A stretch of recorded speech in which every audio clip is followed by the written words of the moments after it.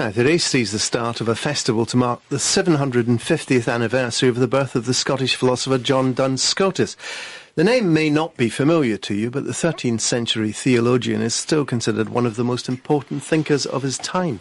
Born in the Borders in 1266, Scotus was a Franciscan priest who studied at Oxford and the University of Paris, where his writings about the nature of being were so detailed and nuanced that he earned the title the Subtle Doctor. But 750 years on, what does Scotus mean to us now?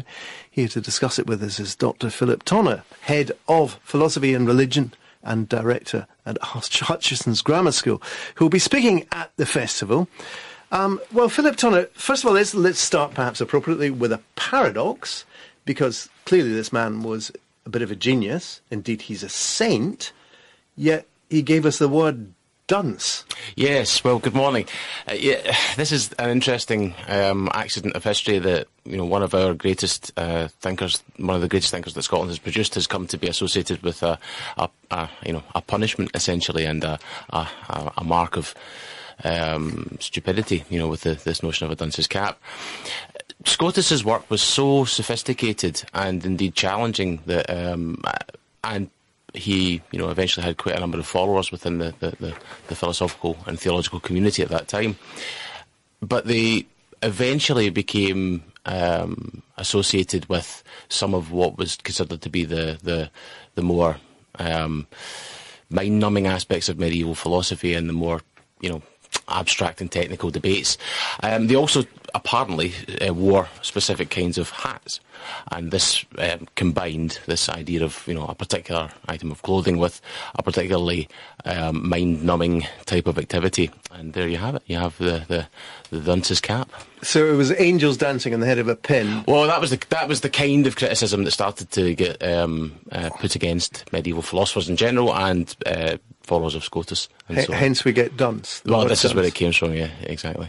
Now, some of his ideas, at first glance anyway, look remarkably modern. Yes. The idea that there's no distinction in essence and existence, for example, that has a straight and a left bank cafe in the 1950s, puffing a goal-wise and agonising about freedom. Sure. Well, it's funny you should say that. I mean, Scotus is a philosopher of freedom and certainly someone who put a great deal of thought into it.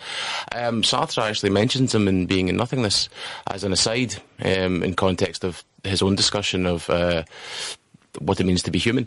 So clearly Scotus was still someone who was on the philosophical radar as a name you might drop into conversation. But his philosophy is sufficiently important that it became, actually in the generation after Sartre, very important for the French philosopher Gilles Deleuze, who actually had also referred to Sartre as his teacher at one point. And this is really one of the reasons why someone like Scotus is still so relevant. He did write, as you said, a long time ago, but his work is sufficiently important now that it's really actually quite a hot issue of how we interpret his work.